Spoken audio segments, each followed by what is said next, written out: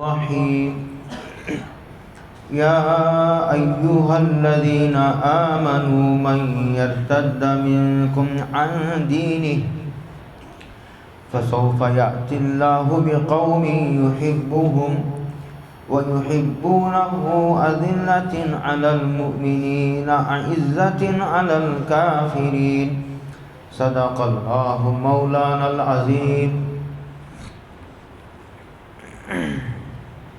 یہ بڑی قرآن مجید کی اہم ترین آیات میں سے ہے. بہت غور سے توجہ سے اگر سنیں گے تو سمجھ میں آئے گی، اس لیے کہ اس میں جو مضمون ہے وہ مضمون بہت کم آیتوں میں ہے، اور اس مضمون پر عموماً بحث نہیں ہوتی، نہ مجلسوں میں اور نہ جمعہ کے بیانات میں اس کو موضوع بحث نہیں بنایا جاتا. اس لیے بھی یہ مضمون ایک ذرا نیا سا ہے، اس لیے بہت غور سے سنو. اللہ تعالیٰ یوں ارشاد فرماتے ہیں یا ایھا الذین آمنوا، اے ایمان والو. خطاب کس سے ہے وہ ذرا توجہ سے ہے. اے ایمان والو، من یرتد منکم عن دینہ، تم میں سے جو آدمی مرتد ہو جائے. پتہ چلا ایمان والوں کے مرتد ہونے کا خطرہ موجود ہے. اوپر یہود و نصارہ، مشرکین اور وہ لوگ جن کے دل میں بے ادبی ہے، وہ لوگ جن کے جو مبالغے کا شکار ہیں، وہ لوگ جن کے پاس علم ہے تو عمل نہیں، عمل ہے تو علم نہیں. کچھ لوگ ایسے ہیں جن کے پاس دونوں نہیں، علم بھی نہیں عمل بھی نہیں. ایسے لوگوں کی صحبت اختیار کرنے سے منع کیا گیا تھا. اس لیے منع کیا گیا تھا کہ ایسے لوگوں کی صحبت آدمی کو مرتد بنا دیتی ہے. یہودوں کی میں نے بتایا تھا، وہاں بڑی تفصیل سے بتایا تھا. یہودی یہودی یہودی کہتے ہیں قرآن مجید میں. یہ یہودیت بے ادبی کا عنوان ہے.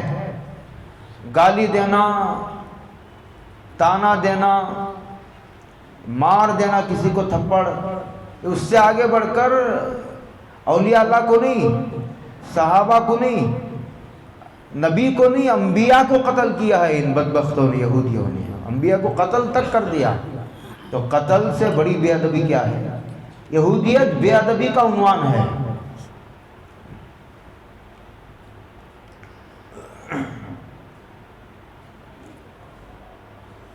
اور میں نے یہ بھی بتایا تھا کہ یہودیت عنوان ہے علم کے تقاضوں کو پامال کرنے کا. یہ نہیں تھا کہ ان کو علم نہیں تھا، علم تھا لیکن ان کے تقاضوں کو مسلسل پامال کرتے رہے. اور عیسائیت عنوان ہے مبالغے کا. حضرت عیسیٰ کو خدا بنا دیا. خدا کو خدائی کا درجہ دینا اور نبی کو نبی کا درجہ دینا، یہی اہل سنت والجماعت کا طریقہ ہے. نبی کو خدا کے صف میں لے جا کر کھڑا کرنا اور نبی کو نبی بھی نہ ماننا، یہ یہودیت ہے. نبی کو نبی کا درجہ بھی نہ دینا، یہ تو یہودیت ہوئی. اور نبی کو خدا کے صف میں لا کر کھڑا دینا، یہ عیسائیت ہے.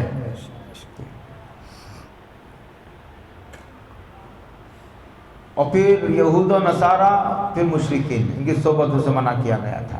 یہ بات آئی تھی. اور عیسائیت عقیدے کی گمراہی میں مبتلا تھے. عبادت میں بڑے منہمک، بڑے عبادت گزار، یہاں تک کہ جو جائز تعلقات ہیں دنیاوی، ان کو بھی وہ اللہ کے قرب میں رکاوٹ محسوس کرتے تھے، رکاوٹ جانتے تھے، لیکن عقیدے کی گمراہی میں مبتلا تھے. ہر وہ آدمی جو عبادت گزار ہے لیکن عقیدے کی گمراہی میں مبتلا ہے، اس سے بچنے کی تاکید ہے، چاہے وہ مسلمان ہی کیوں نہ ہو. یہاں مسلمان کا عنوان نہیں ہے.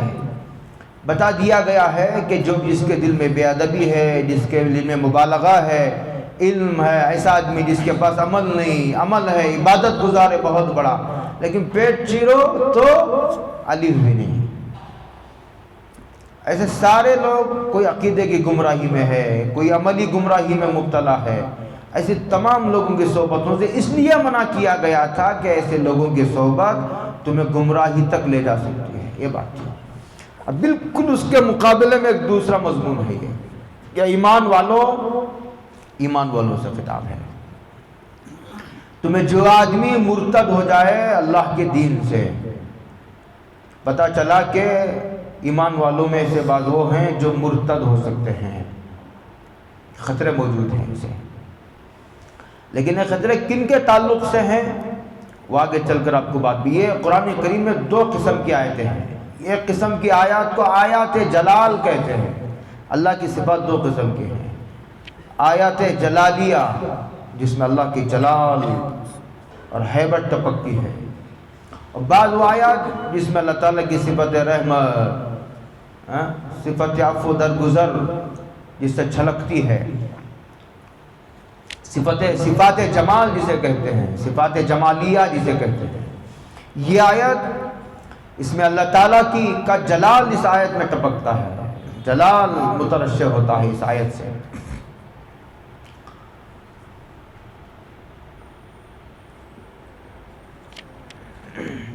تمہیں جو آدمی مرتد ہو جائے، کیوں مرتد ہوتا ہے آدمی؟ وہی برے گمراہ لوگوں کی صحبتوں کی وجہ سے مرتد ہوتا ہے. اس کے برے لوگوں کی صحبت سے آدمی کے دل میں دین بیزاری پیدا ہوتی ہے. اسی لیے منع کیا جاتا ہے لوگوں کی صحبت میں مت جاؤ، ایسے لوگوں کی مجلسوں میں مت جاؤ، ایسے لوگوں کے بیانات مت سنو، ایسے لوگوں کا لٹریچر مت پڑھو. حضرت رسول اللہ صلی اللہ علیہ وسلم نے فرمایا المرء علی دین خلیلہ انظر الی من یخاللہ. حضور نے فرمایا آدمی اپنے دوست کے راستے پر ہوتا ہے. اسی لیے اگر کسی کے بارے میں یہ معلوم کرنا ہو کہ اس کا عقیدہ کیا ہے، اس کے نظریات کیا ہیں اور اس کے خیالات کیا ہیں، اس کے عقیدے کیا ہیں، اس کی طبیعت کس طرف چلتی ہے، پھاڑ کر سینہ چیر کر تو آدمی نہیں دیکھ سکتا نا. تو حضور نے یہ ایک ترازو ہمیں تھمائی ہے، وہ یہ کہ دیکھو اس کا دوست کون ہے، یہ کہاں جاتا ہے، کہاں آتا ہے، کس کے ساتھ اٹھتا ہے، بیٹھتا ہے، کھاتا ہے، کس کے ساتھ اسے مناسبت ہے، کس سے اس کا خون گروپ ملتا ہے. کہ حضور نے کسوٹی اور ترازو ہمارے ہاتھ میں تھمائی ہے. ایسا نہیں ہو سکتا کہ ایک آدمی کہ جو ہے ایک آدمی کا دشمن ہے پھر بھی اس کے ساتھ وہ گھل مل گیا ہے. ایسا نہیں ہوا کرتا. مناسبت ہے، کچھ نہ کچھ ہے مناسبت.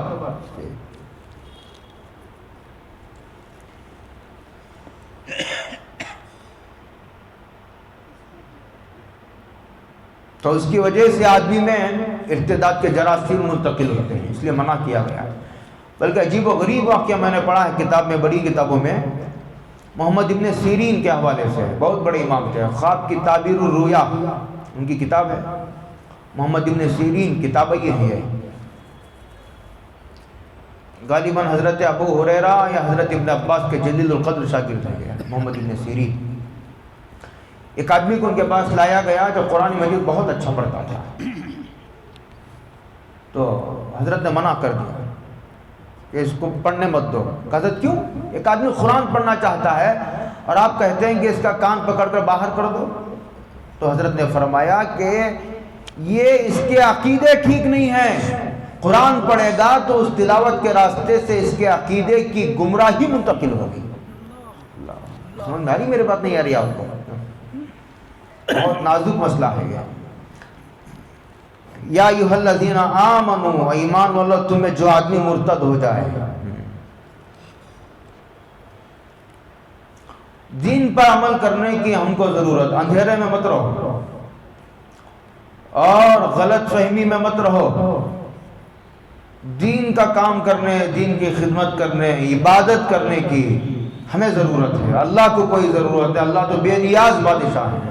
ایک حدیث قدسی آپ کو سناؤں، بڑی لمبی طویل حدیث ہے، جس میں حضرت رسول اللہ صلی اللہ علیہ وسلم نے ارشاد فرمایا کہ اگر تم سارے کے سارے انسان اس بات پر مجتمع ہو جاؤ کہ ہم سب مل کر کے اللہ کی بغاوت کریں گے، اللہ سے بغاوت کریں گے، اللہ کے ساتھ ہم غداری کریں گے، نافرمانی کریں گے، اللہ فرماتے ہیں کہ میری عزت میں رتی برابر کمی نہیں آتی.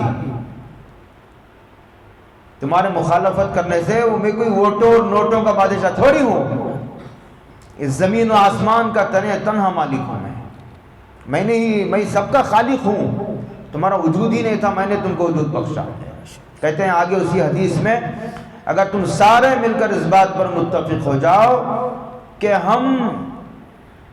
ہم سب مل کر کے اللہ کی فرما برداری کریں گے، ایک لمحے کے لیے اللہ کی نافرمانی نہیں کریں گے، اللہ کہتے ہیں میری عزت میں رتی برابر اضافہ نہیں ہوتا، تمہاری عبادتوں کا نفع تمہاری ہی طرف لوٹ کر آتا ہے، مجھے کوئی نفع نہیں ہے تمہاری عبادتوں کا۔ یہ بات واضح رہے، اندھیرے میں نہ رہو۔ مسجد بنانے کا نفع، مدرسہ بنانے کا نفع، دین کا کام کرنے کا نفع، تفسیر کا، حدیث کا، زکوٰۃ دینے کا، روزے کا، حج کا، عمرے کا، وہ تمہاری طرف لوٹ کر آتا ہے، اس سے اللہ کو کوئی نفع نہیں ہے۔ ذکر کرو گے، تلاوت کرو گے، درود شریف پڑھو گے، استغفار پڑھو گے، تسبیح پڑھو گے، تکبیر تحمید، اس کا ثواب تو تمہیں ملے گا۔ لوگ ایسا کرتے ہیں دین کی خدمت کر کے چندہ دے کر مدرسے کو گویا محتمین پر احسان کر دیا ہے۔ کس پر احسان کر دیا؟ اللہ پر ہی احسان کر دیا ہے۔ ہر آدمی ایسا نہیں ہوتا، ایسے بھی لوگ ہوتے ہیں۔ اس میں اشارہ ہے اس بات کی طرف کہ کسی ایمان والے کو حقیر سمجھنے کا حق کسی کو نہیں ہے، اس لیے کہ اعتبار انجام کا ہے اور انجام کی خبر نہیں۔ اعتبار کس کا ہے؟ انجام کا، اور انجام کی خبر نہیں، کسی کو انجام نہیں بتایا گیا۔ ہاں اللہ کے فضل سے امید ہے، لیکن کوئی آدمی کسی کو جنت کا اگریمنٹ تو نہیں کر کے دیا نا اللہ نے کہ وہ دکھاتا پھرے۔ حقیر سمجھنے کا کسی کو حق نہیں ہے۔ من یرتد منکم عن دینہ، تمہیں جو آدمی مرتد ہو جائے تو کیا کریں گے اللہ؟ اب یہ بہت مضمون بہت احتیاط سے سننے کا ہے۔ فسوف یاتی اللہ، جب قوم پوری کی پوری عوام مخالف ہو گئی تو بادشاہ کا تختہ بھی ادھر سکتی ہے، لیکن یہاں ایسا نہیں ہے۔ یہاں ہر آدمی اللہ کے سامنے محتاج ہے، بے بس ہے، عاجز ہے،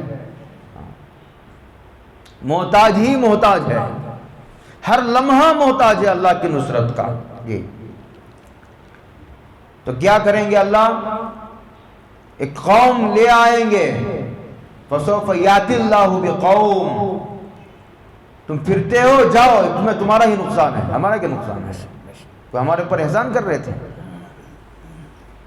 اللہ کا یہ انداز ہے یہاں، فسوف یاتی اللہ، اللہ قریب لے آئیں گے، اللہ لے آئیں گے یہ قوم، ایک ایسی قوم لے آئیں گے یحبہم، جن سے اللہ محبت کرے گا، جو اللہ کی محبوب ترین قوم ہوگی۔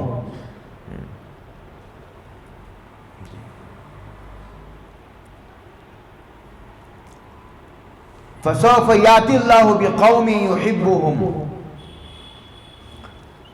جن سے اللہ محبت کرے گا، ایسی قوم کو لیا جو اللہ کے محبوب قوم ہوگی۔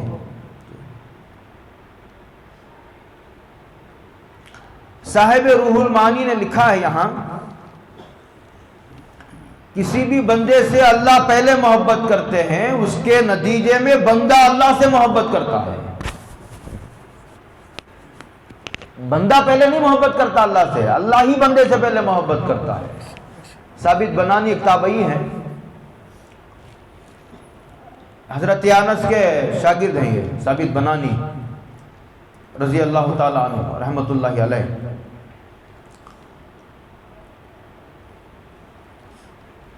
کہتے ہیں کہ جب وہ کہتے ہیں کہ جب مجھے اللہ یاد کرتا ہے آسمانوں پر، مجھے پتہ چل جاتا ہے۔ وہ کیسے؟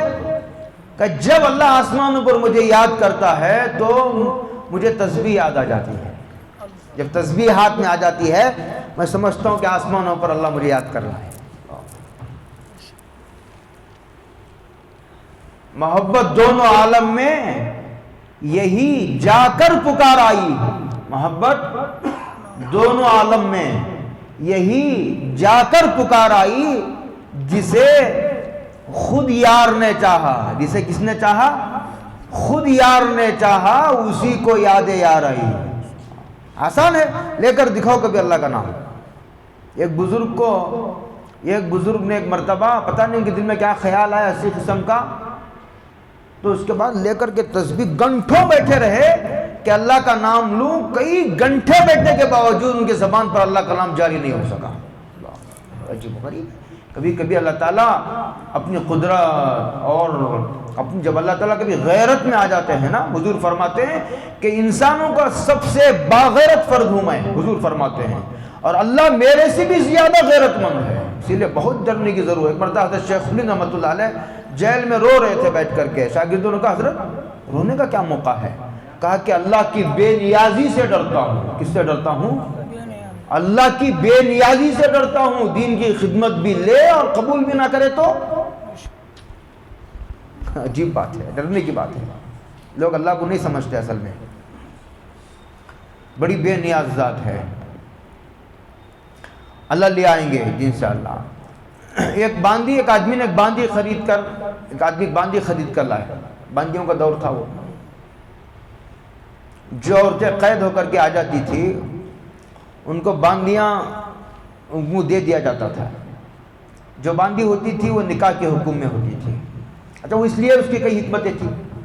ایک حکمت یہ ہوتی تھی اس کی کہ جو غیر مسلم باندیاں آ جاتی تھی وہ مسلمانوں کے ساتھ رہیں گی تو ان کی تہذیب، ان کے اخلاق، ان کا رہن سہن، ان کی معاشرت دیکھ کر کے وہ متاثر ہو کر اسلام کی طرف اس کا دل مائل ہو سکتا ہے، یہ نفع اس کا ہوا۔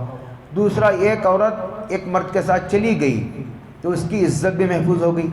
دوسرا، بیت المال پر جو بوجھ پڑتا تھا قیدیوں کے، خرچہ کھانے پینے کا پلانے کا، وہ کم ہو جاتا تھا۔ یہ ساری مصلحتیں تھیں باندیوں کی۔ پھر کبھی ایسا موقع آئے گا تو پھر شاید وہ حکمت لوٹ کر آئیں گے، واللہ تعالیٰ عالم۔ باندی لیا ہے ایک آقا، رات میں دونوں سو گئے۔ جب رات کے 3 ساڑھے 3 بجے ہو، یہ بڑا خاص وقت ہوتا ہے۔ ہمارے ایک مولانا عبداللہ صاحب تھے، مفتی نصیر صاحب کے ساتھ شیموگا میں چند دن کے لیے محتمی من کر آئے تھے، مفتی شاہ صاحب نہیں جانتے، میری ملاقات ہوئی ان سے۔ تو وہ یہ کہتے تھے کہ آدمی سارا دن سوتا رہے کوئی نقصان نہیں ہے، سارا دن سوتا رہے کوئی زیادہ نقصان کی بات نہیں ہے، لیکن تہجد کا وقت آدمی کے سوتے ہوئے ہونے کے عالم میں گزر جائے، یہ بڑی نقصان کی بات ہے۔ یہ کہ اللہ آسمان دنیا پر نزول اجلال فرماتے ہیں اور اعلان فرماتے ہیں، کہیں کوئی مانگنے والا ہے، کوئی روزی مانگنے والا، معافی مانگنے والا ہے، کوئی مصیبت زدہ، اعلان ہوتا ہے، روزانہ اعلان ہوتا ہے، روزانہ اللہ آسمان دنیا پر ہے، قریبی آسمان دنیا کہتے ہیں قریبی آسمان کو، جو آسمان ہم سے سب سے زیادہ، 7 آسمان ہے نا، جو آسمان ہم سے سب سے زیادہ قریب ہے اس کو کہتے ہیں آسمان دنیا۔ دنیا کہتے ہیں قریب کو، قریبی آسمان، عربی میں دنیا کہتے ہیں قریب کو، آسمان دنیا پر رازن ہے۔ تو رات میں باندھی 3 ساڑھے 3 4 بجے تہجد کے لیے بیدار ہوئی۔ جب بیدار ہوئی، جب نماز ختم ہوئی تو دعا کے لیے اس نے ہاتھ اٹھایا اور ہاتھ اٹھا کر یہ کہا، اے اللہ تجھ کو مجھ سے جو محبت ہے، کیا کہا جملہ؟ بہت غور سے سنو، مجھے تجھ سے جو محبت ہے نہیں، تجھ کو مجھ سے جو محبت ہے اس کا حوالہ دیتی ہوں۔ یہ کہہ کر اس نے کچھ مانگا تو جو آقا سو رہا تھا وہ بیدار تھا، اس نے کہا کہ اے بے ادب کیا کہتی ہو، کیوں کہنا چاہیے تجھے کہ مجھ کو تجھ سے جو محبت ہے، ایسا کہنا چاہیے نا، اور تو یہ کہہ رہے کہ تجھ کو مجھ سے جو محبت ہے، تو بے ادبی ہے جناب باری تعالیٰ میں۔ تو اس باندی نے کہا، سو جا، تجھے کیا پتا ہے محبت کے گلی کوچوں کا، تجھے کیا پتا ہے محبت کے گلی کوچوں کا۔ آداب محبت خود آداب محبت سکھا دے گی، ذرا آہستہ آہستہ ادھر رجحان پیدا کر، ذرا نام عبادت، ہمارے پاس کچھ اعمال تو ہیں لیکن محبت جسے کہتے ہیں وہ اس کی کمی ہے۔ یہی میں کہہ رہا تھا کہ بالکل نیا قسم کا مضمون ہے، کچھ اعمال تو ہیں ہمارے پاس، کچھ نماز، کچھ روزہ، کچھ ذکر، میں نے کہا کہ یہ بیکار ہیں، لیکن اس کے نتیجے میں ایک چیز حاصل ہوتی ہے جسے محبت کہتے ہیں، جس کے حاصل ہو جانے کے بعد آدمی اللہ پر مر مٹنے لگتا ہے، دنیا کی نہیں پرواہ کرتا آدمی۔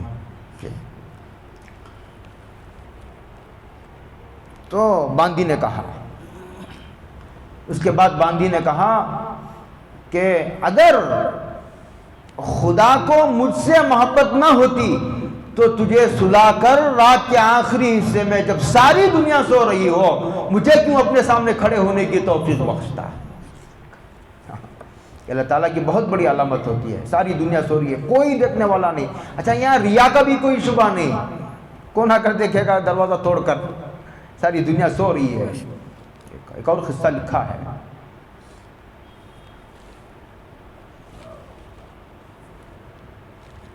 کہ ایک غلام تھا، حضرت شیخ نے لکھا ہے، کہا پتہ نہیں، دیکھ فضائل اعمال، فضائل صدقات، ہاں صدقات میں ہے، ہاں صدقات میں ہے، یہاں دلیل ہے شیخ نے نقل کیا کہیں سے کہ غلام اور آقا دونوں بازار گئے، جب اذان ہوئی تو غلام نے کہا کہ نماز کا وقت ہو گیا ہے، میں نماز کو جانا ہے مجھے۔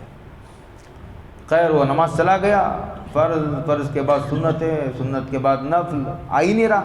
بہت دیر ہو گئی تو مسجد کے باہر کھڑے ہو کر کے، وہی مسلمان تھا، وہ کوئی غیر مسلم نہیں تھا، اس نے آواز لگائی کہ بھائی آتے کیوں نہیں ہو؟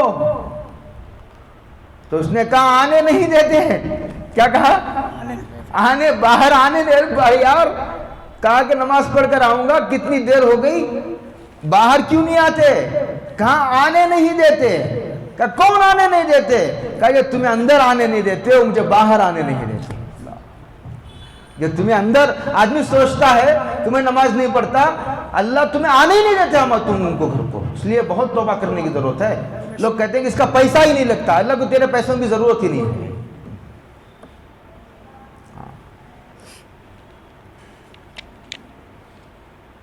بہت نازک مرحلہ ہی ہے، محبت کا جو معاملہ ہے یہ بہت ادب سے تعلق رکھنے والا مقام ہے۔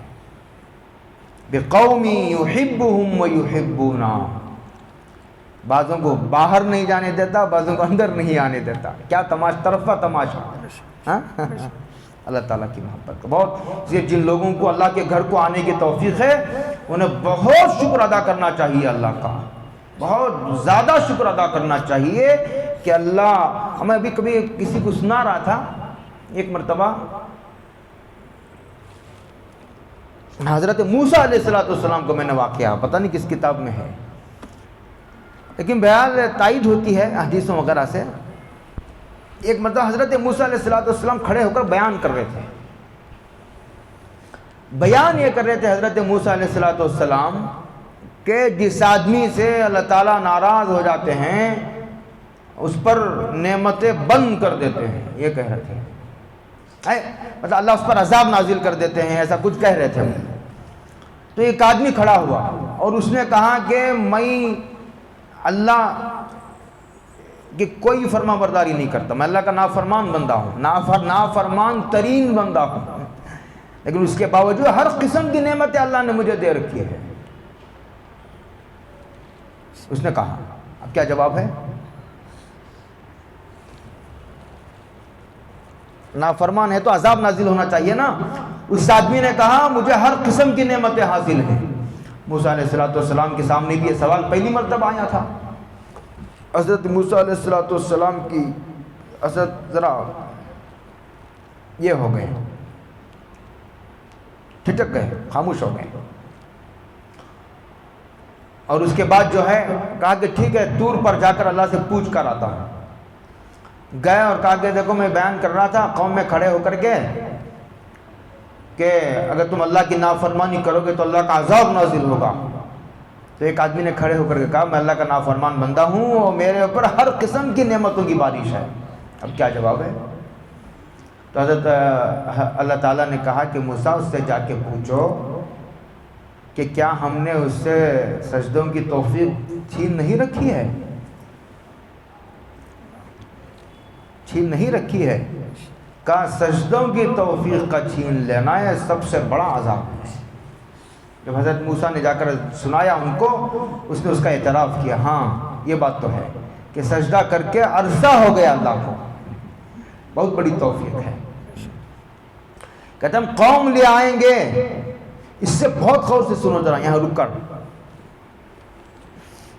یہ جو لوگ مرتد ہوئے تھے ان میں نہ علم کی کمی تھی نہ اعمال کی کمی تھی، بہت غور سے سنو، ان میں نہ علم کی کمی تھی نہ اعمال کی کمی تھی، اس میں اللہ پر مر مٹنے کا جذبہ نہیں تھا. جیسے کہتے ہیں نا کہ شیطان میں علم بھی تھا، عمل بھی تھا. حضرت تھانوی نے لکھا ہے شیطان نے 8 لاکھ سال عبادت کی تھی. تم کتنے لاکھ سال سے عبادت کر رہے ہو؟ 8 لاکھ سال عبادت کی تھی. نہ علم کی کمی. یہ جو مرتد ہونے والا طبقہ تھا ان میں نہ علم کی کمی تھی، نہ معلومات کی کمی تھی. یہ ان ایجوکیٹڈ طبقہ نہیں تھا. یہ ان ایجوکیٹڈ طبقہ نہیں تھا. یہ جاہل قسم کا طبقہ نہیں تھا. یہ بے عمل طبقہ نہیں تھا. ان میں محبت کی کمی تھی. اس محبت کی کمی نے ان کو مرتد کر دیا. اسی محبت کی کمی نے اللہ تعالیٰ کے سامنے تکبر کرنے پر اسے مجبور کیا تھا. اسی لیے وہ غلطی ہوئی شیطان سے. کہا میں کیسے کروں؟ کیوں کا سوال نہ کرتا. اللہ کا حکم آ گیا، ختم، سر جھکا دیتا. فرشتوں نے فسجد الملائکۃ کلھم اجمعون، ملائکہ سجدے میں گر پڑے اور سب کے سب گر پڑے اور بیک وقت گر پڑے. ایسا نہیں کہ کوئی صبح گر رہا ہے، کوئی دوپہر کو، شام کو، نہیں. سب کے سب فرشتوں نے سجدہ کیا حضرت آدم کو اللہ کے حکم پر اور بیک وقت سجدہ کیا. ابلیس نے نہیں کیا. اس نے کہا کہ یہ تو مٹی سے بنا ہوا ہے اور میں تو آگ سے بنا. آگ کی صفت تو اوپر کو جاتی ہے. یہ ہے وہ محبت کی کمی کی وجہ سے. جب محبت کی کمی ہو جاتی ہے نا، آدمی میں بے ادبی کے جراثیم جنم لینے لگتے ہیں. یہی بات مجھے سمجھانا تھا کہ مرتد ہونے والوں میں نہ علم کی کمی تھی، نہ عمل کی کمی تھی. ان میں اللہ کی محبت کی کمی تھی. فَسَوْفَ يَأْتِي اللَّهُ بِقَوْمٍ يُحِبُّهُمْ وَيُحِبُّونَهُ. سمجھ میں آ رہی میری بات؟ جی.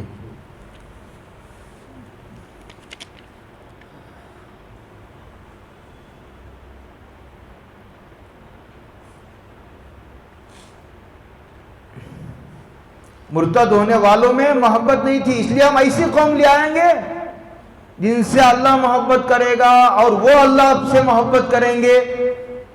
یہ اسی وقت فٹ بیٹھے گا جب مرتد ہونے والوں کے تعلق سے ہم اس بات کو مان کر چلے کہ نہ اللہ کو ان سے محبت تھی، نہ ان لوگوں کو اللہ سے محبت تھی. تبھی تو اللہ کی ایسی قوم لے آئیں گے. بھئی ہم ڈاکٹر لے آئیں گے. اس کا مطلب ہے کہ ڈاکٹر نہیں تھے، تبھی تو ڈاکٹر لے آئیں گے. یحبہم، اللہ تعالیٰ ان سے محبت کرے گا اور وہ اللہ پر مر مٹیں گے، محبت کریں گے. محبت ایک کیفیت کا نام ہے. نکال کر بتاؤ محبت چیر کر کہاں ہے محبت تمہاری؟ بتا نہیں سکتا آدمی. لیکن علامتوں سے، آثار سے محبت بھی پہچانی جاتی ہے، دشمنی بھی پہچانی جاتی ہے. ایمان کی بھی علامتیں ہیں، نفاق کی بھی علامتیں سرکار نے بیان فرمائی اور تفصیل سے بیان فرمائی قرآن میں، احادیث میں. اسے دیکھ کر ہر آدمی آسانی سے یہ فیصلہ کر سکتا ہے، خود فیصلہ کر سکتا ہے میں مومن ہوں یا منافق ہوں، اور کس درجے کا منافق ہوں، اور میں مخلص ہوں اپنے ایمان میں تو کس درجے کا مخلص ہوں. میرا ہر آدمی فیصلہ کر سکتا ہے. دشمنی کی علامتیں بھی واضح، دوستی کی علامتیں بھی واضح ہیں. جی.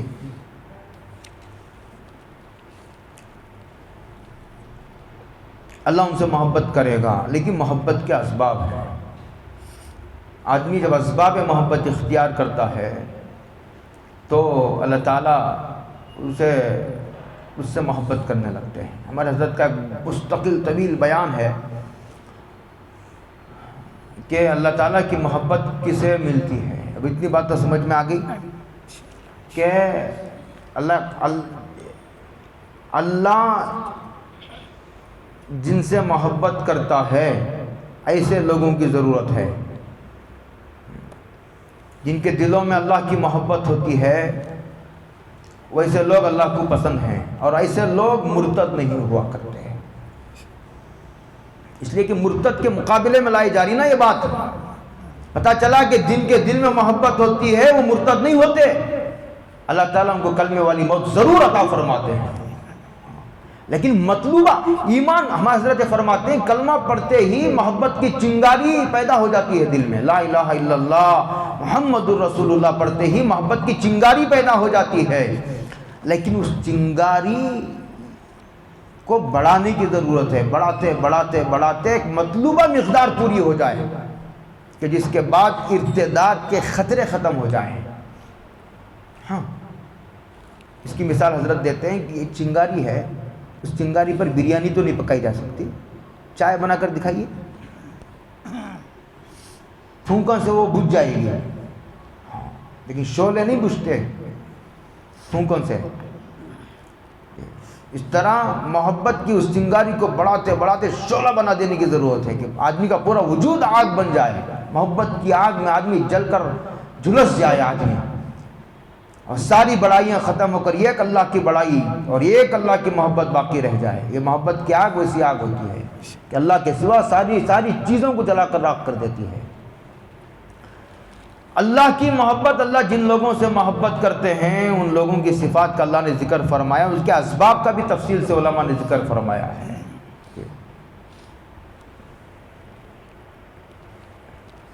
سب سے بڑا سبب دعا ہے. سب سے پہلا اور بڑا سبب کیا ہے؟ دعا. اور بعض دعاؤں میں بہت واضح الفاظ بھی ہیں. اللہم ارزقنی حبک، اے اللہ تیری محبت عطا. ہر آدمی کیا کیا مانگتا ہے آدمی، لیکن اسے پتہ ہی نہیں کہ اللہ کی محبت میں مانگنے کی چیز ہے. اے اللہ گھر دے دے، بیوی دے دے، کار دے دے، بنگلہ دے دے. لوگوں کو تو نے کیا کیا دے رکھا ہے. میرے پاس کار ہی نہیں ہے، گھر ہی نہیں ہے، میرے پاس بیوی نہیں، پیسے نہیں، میرے پاس خزانے نہیں، کپڑے نہیں، میرے پاس چپل نہیں، میرے پاس ڈگری نہیں، میرے پاس یہ نہیں، میرے پاس وہ نہیں، میرے پاس خزانے نہیں. کیا کیا مانگتا ہے آدمی. خیر منع بھی نہیں ہے مانگنا، مانگنا کوئی غلط نہیں ہے دنیا مانگنا، لیکن ایک آدمی صرف دنیا مانگتا ہے. تو قرآن مجید کہتا ہے کہ فَمِنَ النَّاسِ مَن يَقُولُ رَبَّنَا آتِنَا فِي الدُّنْيَا وَمَا لَهُ فِي الْآخِرَةِ مِنْ خَلَاقٍ. صرف دنیا مانگنا یہ کافروں کا مزاج ہے. دنیا مانگنا غلط نہیں ہے، لیکن صرف دنیا مانگنا. آخرت اس لیے نہیں مانگتا کہ آخرت پہ یقین ہی نہیں ہے. مریں گے تب دیکھیں گے یار تم دنیا کی بولو جب زندہ آئیں، اب تو اب کی بولو. شعیب ان سے ان کے سوا ہم کیا مانگے کہ ہر شے کو ہم کل عدم دیکھتے ہیں. ہمارے حضرت کہتے ہیں شعیب ان سے ان کے سوا ہم کیا مانگے کہ ہر شے کو ہم کل عدم دیکھتے ہیں. حاجی صاحب فرمایا کرتے تھے کہ الہی کوئی تجھ سے کچھ، کوئی تجھ سے کچھ، کوئی کچھ مانگتا ہے، الہی میں تجھ سے طلبگار تیرا. دنیا کچھ بھی مانگ رہی ہو، مجھے تو آپ چاہیے. یہ بعض میں ایسا آ جاتا ہے، جب ایسے راستے پر آ جاتا ہے، اس موڑ پر آ کر کے آدمی کھڑا ہو جاتا ہے تو پھر کبھی نہ کبھی فضل ہو جاتا ہے اللہ کا. آزمائے بھی جاتا، نہ گھر چاہتا ہوں نہ زر چاہتا ہوں، جھکے تیرے در پر وہ سر چاہتا ہوں. مجھے کیف و مستی کی چاہت نہیں ہے، محبت بھری ایک نظر چاہتا ہوں. کتابیں اٹھایا ہوں تیرے بھروسے، میری غفلتوں کی خبر چاہتا ہوں. گناہوں کے در پر ہے کب سے ٹھکانہ، خدا تیری جانب سفر چاہتا ہوں. جی یہ ہے محبت. اس کا سب سے بڑا اور سب سے طاقتور ذریعہ دعا ہے. اللہم ارزقنی حبک، اے اللہ تیری محبت عطا فرما. وحب من یحبک، اور تجھ سے جو لوگ محبت کرتے ہیں ان لوگوں کی محبت عطا فرما. گویا اولیاء اللہ کی محبت عطا فرما. اللہ سے محبت کرنے والا جو طالب آخرت ہے، آخرت کا طالب، اس کے دل میں اولیاء اللہ کی محبت نہ ہو وہ جھوٹا ہے. ایسا نہیں ہو سکتا کہ ایک آدمی کو اللہ چاہیے، ایک آدمی کا مقصود اللہ ہو اور اولیاء اللہ کے تعلق سے اسے اس کے اولیاء اللہ سے دشمنی ہو، اولیاء اللہ کے تعلق سے اس کا دل کالا ہو، تو وہ اس محبت کے دعوے میں جھوٹا ہے. ایسا نہیں ہو سکتا کہ اللہ کو چاہنے والا اللہ کے اولیاء اللہ پر مر مٹتا ہے. یہ سب سے بڑا طاقتور ذریعہ ہے. تو اللہم ارزقنی حبک، اے اللہ، تو دعا حب من یحبک، اے اللہ اولیاء اللہ کی محبت عطا فرما. حب من یحبک، اور ایسے اعمال کی توفیق عطا فرما جو جن اعمال کے نتیجے میں تیری محبت عطا ہوتی ہے. تو سب سے بڑا ذریعہ کیا ہے؟ طاقتور سب سے پہلا ذریعہ دعا ہے. کریں گے انشاءاللہ.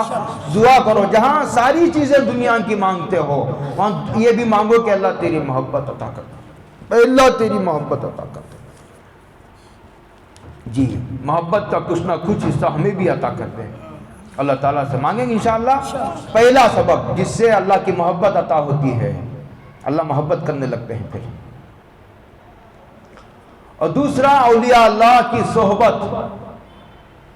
لا یشقا جلیسہم، لا یشقا جلیسہم، کہ ان کے ساتھ بیٹھنے والا کبھی محروم نہیں ہوتا۔ ملائکہ گھومتے رہتے ہیں، اور جہاں مجلسیں ہوتی ہیں ذکر کی، تلاوت کی، قرآن مجید کی تفسیر کی، حدیث کے حلقے لگتے ہیں، فرشتے حاضر ہوتے ہیں، اور پھر جاتے ہیں آسمانوں پر، پوچھا جاتا ہے وہاں کہ بھئی یہ کیا ہو رہا تھا، کام یہاں فلاں جگہ سے آ رہے ہیں، فلاں ذکر کے حلقے لگے تھے، فلاں درس قرآن کے حلقے لگے تھے، چلا تھا، اچھا ٹھیک ہے، ان کی مغفرت کر دیجئے، یہ کہا جاتا ہے۔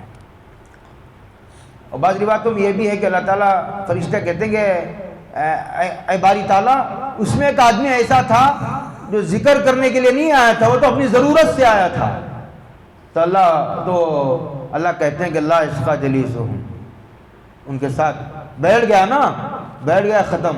وہ جو ذکر کرنے والے ہیں ان کا اتنا بڑا مقام ہے ہمارے نزدیک کہ جو اپنی ضرورت سے آ کر بھی بیٹھتا ہے وہ بھی نہیں محروم جاتا۔ میں کھانے کا محروم بھی محروم نہیں ہے، میں کھانے کا محروم بھی محروم نہیں ہے۔ تو صحبت، حدیث ہے موطا امام مالک کی، ہمارے حضرت نے نقل کیا، وہ دیکھ لیجئے، وجبت محبتی للمتحابین فیا والمتجالسین فیا والمتزاورین فیا والمتبازلین فیا۔ موطا امام مالک کی صحیح ترین روایت ہے۔ بخاری شریف لکھے جانے سے پہلے آسمان کے نیچے زمین کے اوپر موطا امام مالک اللہ کی کتاب کے بعد سب سے زیادہ صحیح ترین کتاب مانی جاتی تھی، اور اب بھی علماء کی ایک جماعت کے نزدیک موطا امام مالک جو حدیث کی کتاب ہے وہ اللہ کی کتاب کے بعد بخاری شریف سے زیادہ صحیح ترین کتاب ہے۔ آج بھی علماء کی ایک جماعت اسے مانتی ہے، جی یہ بات آپ کے ذہنوں میں رہنی چاہیے۔ اللہ نے وہ مقبولیت عطا فرمائی، اس میں یہ حدیث ہے، کہتے ہیں کہ جو میرے لیے محبت کرتے ہیں میں ان کو ضرور محبت دوں گا۔ میرے لیے، آدمی اپنے لیے محبت اللہ والوں سے کرتا ہے، ان کے ساتھ بیٹھتا، المتجالسین فیہ، اور پھر ان کی زیارت کے لیے جاتا ہے، اور پھر والمتبازلین فیہ، اولیاء اللہ پر خرچ کرتا ہے، ان کی خدمت کرتا ہے، دعائیں لیتا ہے۔ ایک ہے دعائیں کرانا، حضرت دعا کر دیجئے، ایک ہے خدمت کرنا، پھر دعا کے لیے بھی کہنے کی ضرورت ہے، دعا خود بخود نکل جاتی ہے دل سے۔ ایک ہے دعا کرانا، ایک ہے دعا لینا، زمین آسمان کا فرق ہے دونوں میں۔ دو باتیں بیان کر کے اس وقت بات ختم کروں، یاد رکھیے یہ تفصیل سے کلام کرنے کا موضوع ہے۔ یہ ایک بات یہ حدیث میں آتا ہے، ایک آدمی، یہ ایک نیک بندہ ایک نیک بندے سے، ایک اللہ کے ولی سے ملنے جا رہا تھا، بخاری شریف کی صحیح ترین روایت ہے۔ تو ایک فرشتہ، ایک آدمی کی شکل میں ایک فرشتہ آیا، انسان کی شکل میں، اس نے پوچھا کہاں جا رہے ہو صاحب؟ کہا کہ میرے فلاں گاؤں میں میرا ایک دوست رہتا ہے، میں ملنے جا رہا ہوں۔ کہا کیوں، کیا بات ہے؟ کہا نہیں ویسے ہی اللہ کے لیے میں اس سے ملنے جا رہا ہوں، خیر خیریت معلوم کرنے جا رہا ہوں۔ تو اس فرشتے نے کہا، جب وہ انسان کی شکل میں تھا، اس نے کہا کہ میں اللہ کا فرشتہ ہوں، اللہ نے مجھے بھیجا ہے، اور یہ خوشخبری سنائی ہے کہ اس سے کہو کہ جو صرف مجھے راضی کرنے کے لیے میرے کسی نیک بندے سے ملنے جاتا ہے تو اس سے کہو کہ میں اس سے محبت کرتا ہوں۔ بعض بزرگوں کا مقولہ وہاں یہ لکھا ہوا ہے کہ اللہ تعالیٰ بزرگوں کے دلوں میں، کس کے دل میں؟ بزرگوں کے دلوں میں جھانکتے ہیں، جن کی محبت بزرگوں کے دلوں میں ہوتی ہے، اللہ تعالیٰ کہتے ہیں کہ میرے نیک بندے کے دل میں اس کی محبت ہے، لہذا اس کو بھی ہم اپنی محبت عطا کر دیتے ہیں۔ عجیب بات لکھی ہے بزرگوں نے۔ ایک ہے دعا اور ایک ہے بزرگوں کی صحبت۔ جو بزرگوں کی صحبت میں بیٹھتا ہے وہ کبھی محروم نہیں ہوتا۔ امام راضی کا واقعہ بھی حضرت نے لکھا ہے، میں نے اس سے پہلے بھی سنایا ہے۔ امام راضی بہت بڑے فلسفی، بہت بڑے عالم تھے۔ ایک بزرگ سے بیعت ہوئے، بیعت ہونے کے بعد انہوں نے ان کو ذکر بتایا۔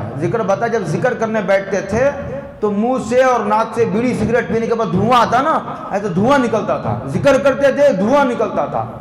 پریشان ہوئے، حاضر ہوئے اور کہا کہ حضرت جب ذکر کرنے بیٹھتا ہوں ناک سے منہ سے دھواں نکلتا ہے۔ کہا کہ تم نے جو فلسفہ پڑھ رکھا، منطق پڑھ رکھی ہے، کہتے ہیں کہ ذکر کی برکت سے وہ سارا جل رہا ہے، سارے دل میں یہی بھرا پڑا ہے۔ انہوں نے کہا کہ بڑی محنت سے میں نے حاصل کیا اسے، اس کے بعد جانا چھوڑ دیا۔ خیر چونکہ حاضر ہونے کی وجہ سے کچھ نہ کچھ محبت منتقل ہو گئی تھی۔ جب آخری وقت ہوا، شیطان حاضر ہوا، بڑا کم وقت ہے، بہت ڈرنے کی ضرورت ہے اس سے، آخری وقت میں بڑا ستاتا ہے، اللہ سب پر رحم فرمائے۔ تو کہا کہ خدا کتنے ہیں؟ نے کہا ایک کا دلیل، امام راضی نے دلیل دی تو توڑ دیا. اس طرح 99 دلائل توڑ دیے شیطان نے. کتنے دلائل؟ ادھر امام راضی کے جو شیخ تھے، کبرا کچھ نام تھا ان کا، کیا تھا؟ نجم الدین کبرا رحمۃ اللہ علیہ. وہ تہجد کے لیے اٹھے ہوئے تھے، وضو کر رہے تھے. ان کو الہام ہوا کہ تمہارا ایک مرید شیطان کے اس ورطے میں پھنس گیا، ورطے ہلاکت میں پھنس گیا ہے، بھور میں پھنس گیا ہے. تو ان کو الہام ہوا، کشف ہوا. تو وضو کر رہے تھے، جس طرف وہ امام راضی کا گھر تھا، پانی لے کر کے انہوں نے پھینکا اور آواز دی اور یہ کہا کہ راضی، ان کا نام فخر الدین تھا، کہا کہ فخر الدین یوں کیوں نہیں کہہ دیتے؟ کیا فرمایا؟ یوں کیوں نہیں کہہ دیتے کہ میں بے دلیل خدا کو ایک مانتا ہوں؟ ادھر کہنا تھا تو انہوں نے ان کو ایسا سنائی دیا جیسے بازو بیٹھ کر کے حضرت کہہ رہے ہیں، کئی میل دور تھا. ان کے کانوں میں سنائی دیا. انہوں نے کہا کہ میں خدا کو بے دلیل ایک مانتا ہوں. ادھر کہا، ادھر روح قبض ہو گئی. بہت بڑا فائدہ ہے بزرگوں کے ساتھ، اس لیے اس سے کوئی آدمی مستغنی نہیں ہے. ہاں، تمہارا علم تم کو بہت مبارک ہو، عمل تم کو مبارک ہو، لیکن بزرگوں کی صحبت سے کبھی مستغنی نہ ہو تو بہت خطرے کی گھنٹی ہے.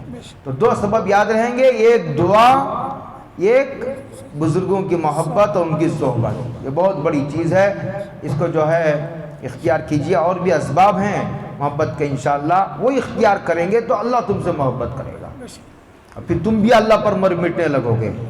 پھر اس کے بعد اس کی کچھ علامتیں ظاہر، جب محبت حاصل ہو جاتی ہے تو اس کی کچھ علامتیں، آثار ظاہر ہونے لگتے ہیں. قرآن نے ان آثار کا بھی ذکر کیا ہے. اور اس زمانے میں خاص طور سے اس کو سمجھنے کی بھی ضرورت ہے کہ تاکہ آسانی سے پہچان سکے دوسرے لوگوں کو بھی، اور خود اپنے اوپر بھی، اپنے بارے میں بھی جائزہ لینے، اپنا محاسبہ کرنے کے لیے بھی کہ یہ باتیں، یہ آثار میرے اندر پائی جاتی ہیں یا نہیں پائی جاتی. اس کا بھی جائزہ ہر آدمی لے سکتا ہے. اللہ عمل کی توفیق عطا فرمائے. وآخر دعوانا